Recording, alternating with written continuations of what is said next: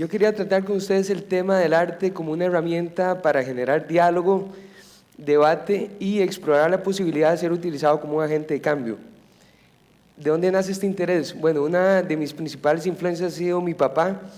Él es inmigrante italiano que vino al país hace 45 años y a pesar de que él no estudia arte formalmente, sino que estudia metalmecánica en una escuela técnica, él utiliza este conocimiento para generar su propio lenguaje artístico que, como ustedes pueden ver, está cargado de elementos mecánicos, geométricos, tuercas, poleas, y a la vez también nos muestra una visión crítica del mundo católico, ya que él estuvo en el Vaticano estudiando desde los 9 a los 12 años para ser sacerdote y llega a conocer más a fondo toda una serie de contradicciones, la opulencia de la iglesia, y nos expresa este desencanto también a través de su pintura.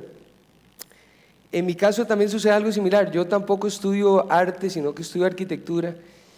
Los años que estuve estudiando en la carrera lo que me ayudan es a montar unas bases y a formular una metodología de trabajo que me permite enfrentar un proyecto arquitectónico al igual que un proyecto artístico.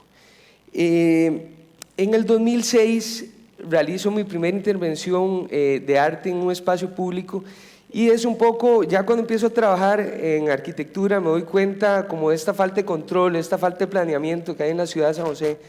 Realizo este gráfico que es como el punto de partida de la obra, que es el gran área metropolitana en contraposición al anillo periférico de contención y cómo a lo largo de los años la ciudad ha venido creciendo sin control y se ha venido comiendo ese anillo, que es donde están los mantos acuíferos, por ejemplo. Y hemos tenido una gran serie de repercusiones a raíz de esto.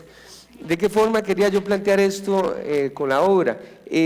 Quería poner a jugar estos dos elementos, el elemento urbano, que está representado en la obra a través del uso del plástico y el metal, y el elemento natural por el emplazamiento, que es la sabana durante el FIA, durante el Festival Internacional de las Artes. El proyecto se llamaba Barreras y de cierta forma quería mostrar esa imposición del hombre sobre el entorno natural, pero a la vez es una barrera que no es clara, ¿verdad? Como que los límites no están bien establecidos por falta de estas políticas y por falta de las regulaciones. Probablemente el aprendizaje más importante en este proyecto, que fue mi primero, fue a la hora que desarmé la obra y darme cuenta que todo el material que se había utilizado acá, que fueron cientos de metros de manguera plástica, materia prima virgen comprada en ferretería, se habían convertido después del desmontaje de la obra en desecho. Y definitivamente este fue un punto de giro muy importante dentro de mi proceso, porque me di cuenta que este era un factor fundamental a tomar en cuenta en futuras intervenciones. 2 años después me invita el FIA otra vez a realizar una intervención para el festival, y en este caso quise darle vuelta al esquema, no pensar en un proyecto y después ver con qué material hacerlo, sino que el material en sí mismo fuera el punto de partida de la obra. Busco uno que era muy problemático en el entorno, que de hecho ya lo sacaron del mercado, me parece, que es el plástico six-pack, porque a diferencia de una lata de aluminio o incluso una botella plástica, no tiene un valor real en el mercado y no había ningún interés en recolectarlo, así que el 90% de este terminaba botándose. El punto de partida de la obra fue generar una red social utilizando los medios de comunicación masiva y se genera toda una red de recolección a lo largo del país, incluyendo la zona norte. La gente mandaba plásticos en paquetes, en encomienda, en bus, y íbamos haciendo grupos de ensamblaje también en escuelas, colegios, universidades, parques. Fue un proyecto muy colectivo, al final participaron más de 800 personas y se lograron recuperar 15.000 plásticos de estos. Incluso nos la llevamos a la playa en Semana Santa y la gente llegaba ahí mismo también a participar en el proyecto. Y toda esta red social era el fundamento, al fin de cuentas, de una red física, que es esta que está acá. Si ustedes ven la escala humana, que un poco lo que quería decir con este proyecto es que a pesar de que un plástico de estos tirado en la calle puede pasar desapercibido, la unión de estos y el tener que hacerle frente a la obra nos mostraba más claramente la dimensión del problema. Con este proyecto quise que se cerrara el ciclo y la obra muta, pasa de ser un proyecto de arte en un espacio público a formar parte de una propuesta arquitectónica, ya que paralelamente a este proyecto yo estaba construyendo mi casa, que es esta que está acá, y todo el plástico que se usó en el proyecto lo utilicé para hacer madera plástica, que es la que ven aquí en la fachada de la casa y en los pisos también. Y este espacio también fue muy importante porque no solo era mi casa, sino que también era el taller. Yo lo bautizo la casa laboratorio porque acá recibía material de empresas, de centros de acopio, y exploraba con ellos a ver si podían funcionar como un sistema constructivo, para arte en espacio público o para diseño inmobiliario. Y a partir de aquí desarrollo toda una serie que yo llamo prototipos modulares, que vienen a partir del uso del módulo. Digamos, el módulo puede ser, en este caso, una tapa plástica, por ejemplo, una caja de cerveza, y todos estos elementos son elementos que pertenecen también a la cultura de consumo. Y a pesar que un poco la idea era llevar estos elementos al espacio público y que interactuaran con la gente, también nos plantean un problema de fondo, que es el mal uso que hacemos de los recursos. Paralelamente a ese, también formulo este proyecto que llamo Generadores de Sombra, que nos plantean el problema de qué pasaría si la ciudad sigue creciendo de forma tan acelerada como es actualmente, que tenemos que inventarnos lo que ya tenemos gratis en el entorno natural, como es el tener la sombra. Este es el Guanacaste de lata, y este otro proyecto se llama El Bosque Inventado, que es con empaques de leche de Tetrabric.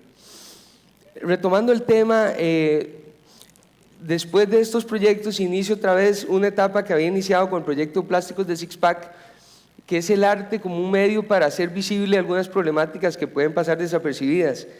Y por una invitación de Preserve Planet, que ellos estaban trabajando en esta campaña acerca del problema del plástico desechable en el país, me invitan a hacer una intervención en algún espacio urbano. Entonces el punto de partida aquí fue la locación. Era muy importante para tener un verdadero impacto, tener una locación que tuviera muy buena exposición. Así que conseguimos este espacio, que es el que está frente al Gimnasio Nacional, y que paradójicamente es donde la Coca-Cola coloca el árbol de Navidad todos los años.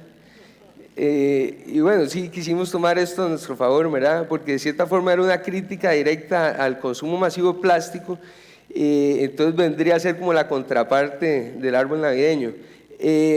Entonces esta obra, que medía 10 metros de alto por 9 metros de ancho, representaba lo que se consume en Costa Rica cada 15 minutos en botellas plásticas. Era muy importante no solo poner esto en evidencia al consumidor, sino también hacerles ver a las grandes cadenas de supermercados y a las grandes corporaciones la necesidad que también nos ofrezcan alternativas distintas en el mercado, ¿verdad?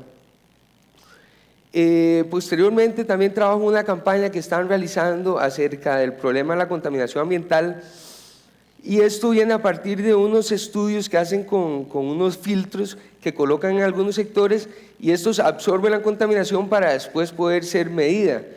Bueno, ese mismo principio queríamos llevarlo al espacio público a través de una obra en gran escala que manejara ese mismo concepto, pero que no fuera de la noche a la mañana, sino que queríamos que fuera un proceso más paulatino, para que la gente que estuviera constantemente expuesta a la obra se pudiera dar cuenta del proceso de degradación que iba sucediendo en ella.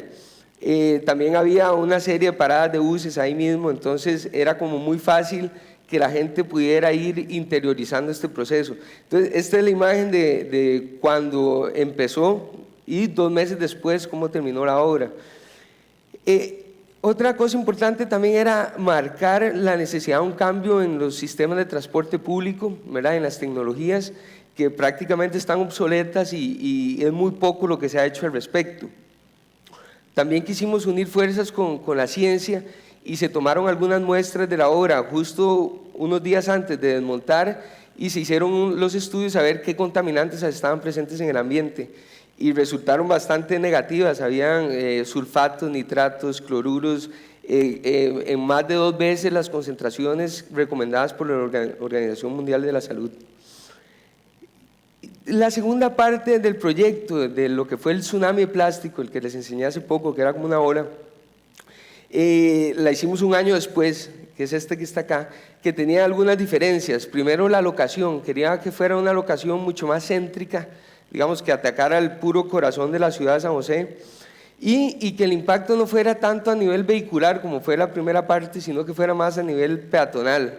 Entonces el lugar adecuado realmente iba a ser la avenida central. Otro cambio era el mensaje, queríamos que el mensaje fuera mucho más directo al grano, que no hubiera mucho campo para malas interpretaciones, porque con la primera parte tal vez mucha gente pensó que qué bonito lo que se puede hacer con plástico, y esa no era la idea, ¿verdad? Era como queríamos dar un mensaje más directo, y de aquí viene como toda esta simbología bélica que se quería usar, marcando también todo lo perjudicial, ¿verdad?, que es realmente el plástico en el entorno. El tercer punto también era cuestionar este famoso eslogan de paz con la naturaleza, y hasta dónde realmente el país tiene políticas en torno a este tema, o más bien se ha utilizado como una imagen que se quiere proyectar del país, pero un poco cuestionar, ok, escuchando la charla de don Teófilo, sí se están haciendo cosas al respecto, ¿verdad? Pero hasta qué punto es suficiente. Entonces sí fue un proyecto muy controversial, pero también se quiso no solo plantear el proyecto, sino poder cuantificar el impacto. ¿De qué forma?